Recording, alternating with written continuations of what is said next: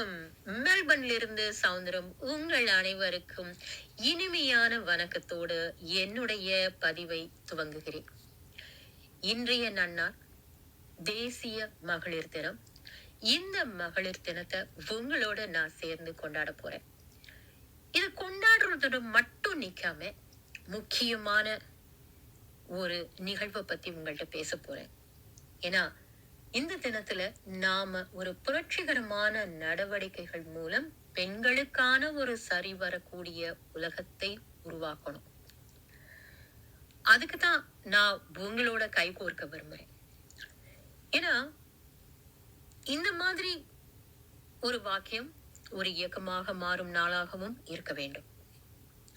இது ஒரு கூட்டு முயற்சியா மாறணும். பெண்களுக்கு ஒரு சரி வரக்கூடிய உலகம் உருவாக்குவதற்கான நடவடிக்கைகளை விதை போட வேண்டும்.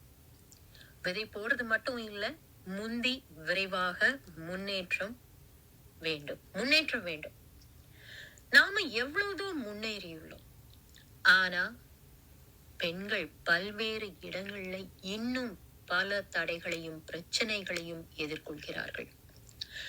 நீங்க பாத்தீங்கன்னா கிராமப்புறத்திலிருந்து நகரங்களுக்கு, தொழிலாளர் இடங்களிலிருந்து வகுப்பறைகளுக்கு பெண்கள் அத்தனையிலும் சம உரிமைக்கான போராட்டத்துல இருக்கிறாங்க.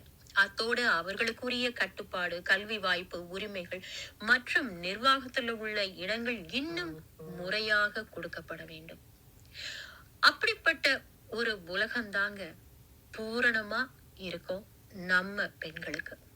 இது ஒவ்வொரு பெண்ணுக்கும் அவரது இனமோ, சாதி, மதம் அல்லது ஒரு பரிசுத்தமான இடத்துல வாழ்ந்தாலும் வளர்ச்சி மற்றும் முன்னேற்றம் பெற வாய்ப்பு இருக்க வேண்டும். அவளது குரல் கேட்கப்பட வேண்டும். அவளது தேர்வுகள் மதிக்கப்பட வேண்டும். அவளுடைய கனவுகளை கண்டு அவை உண்மையாக்கப்பட வேண்டும். அந்த மாற்று என்பது வெறும் நியாயத்தின் போதிய அங்கீகாரம் அல்ல, அதுவே சமூகத்தின் பிரதான மற்றும் சமூக ரீதியான கட்டமைப்பை ஆக்குவதாகும். அதனாலதாங்க நாம எல்லாரும் கூட்டு முயற்சியோட இந்த மாற்றம் தனிமையா நிகழக்கூடாது. பல அரசியல் நிறுவனங்கள், சமூகங்கள் மற்றும் தனி நபர்களுடன் சேர்ந்து பெண் உரிமைகளை, அவள் வாய்ப்புகளையும் அனைவரையும் சமமாக கொண்ட ஒரு உலகத்தை உருவாக்குவோம். இந்த உறுதிமொழியை நான் எடுக்க போறேன். நீங்களும் இந்த உறுதிமொழியோட இணைந்து நம்ம ஒரு அழகான சம உரிமை கொடுக்கப்படக்கூடிய ஒரு உலகத்தை பெண்களுக்கு உருவாக்குவோம். இந்த நாள்ல உங்கள்கிட்ட என்னுடைய ஒரு தாழ்மையான கருத்தை உங்க முன்னாடி வைக்க போறேன். நம்ம பெண்களை இன்னைக்கு மட்டும் கொண்டாடக்கூடாது, எல்லா நாள்லயும் கொண்டாடணும். நீங்க இதெல்லாம் கேள்விப்பட்டிருப்பீங்க, அனுபவிச்சிருப்பீங்க, இல்ல மத்தவங்க அனுபவிச்சதை பத்தி பரிமாறிப்பாங்க. அதாவது ஒரு குழந்தை பிறந்தோடனே அவ கொஞ்சம் அப்படி இப்படி இருந்தா, இங்க பாரு இப்படி இருக்கா, எப்படி கல்யாணம் பண்றது அப்படின்னு ஒரு குறைய முன்னாடி வைப்பாங்க. அடுத்து அவ படிக்க போனா, பாரு என்னத்த படிச்சு கிழிச்சா, நல்லா கூட படிக்கல அப்படிம்பாங்க.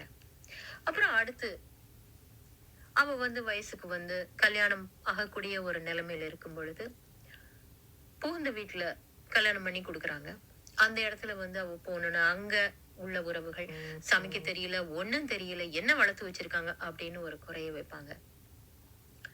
அந்த பொண்ணு வேலைக்கு போக ஆரம்பிக்கிறா. அந்த மாதிரி ஒரு கட்டாயத்துலதான் எல்லாருமே இருக்கிறோம். சரி, வேலைக்கு போக ஆரம்பிச்சு பணம் சம்பாதிக்கும் பொழுது தனக்குன்னு அதை செலவிடக்கூடிய ஒரு சூழ்நிலையில இருக்க மாட்டான். எப்போதுமே குடும்பம் குடும்பம் குடும்பம்னு இருக்கணும். 4 இடத்துல எந்த காலத்திலையும் பெண்கள் இருப்பது குறைவு. நாம தான் இருப்போம். ஏன்னா பெண்களை நீங்க பாத்தீங்கன்னு சொன்னா அவங்களுடைய தேக அமைப்பே வளைவு நெளிவு இதான் இருக்கும். நாம எல்லோருமே அந்த ஆங்கிலத்துல ஒரு வார்த்தை சொல்லுவாங்க, பிளெக்சிபிளா இருப்போம். அதுதாங்க நம்ம எல்லாத்துலயும் வளைவு நெளிவு சுழிவு எல்லாத்தையும் நம்ம கேட்டு பதிலடி கொடுக்க வேண்டிய இடத்துல கொடுக்க மாட்டோம். கொடுக்க கூடாத இடத்துல கொடுத்து தவளை தன் வாயை கொடுத்து கெடுத்துக்கிற கதையாகும். அதையே நமக்குள்ள வச்சு வச்சு வச்சு அப்படியே அது ஒரு நாளைக்கு வெடிக்கும். இதுதாங்க ஒரு பெண்ணோட வாழ்க்கை. பெண்ணுக்கு வந்து வேலைக்கு போறாளா, குழந்தைய பாக்குறாளா, குழந்தை வந்து பாடம் படிச்சுதா, இதான் அவளுக்கு பொழுது. பொழுது மட்டும் இதே தான் நினைச்சுக்கிட்டு இருப்பா. அவளுக்கு என்ன செய்யணும்? அவளுடைய நாம நம்மள பாத்துக்கணும். நம்மளோட ஆரோக்கியத்தை பாத்துக்கணும். நம்மளும் நல்ல அலங்காரம் பண்ணிக்கணும். நாமளும் நல்லா படிக்கணும். நாமளும் 4 காசு இன்னும் கொஞ்சம் கூடுதலா சம்பாதிக்கணும்.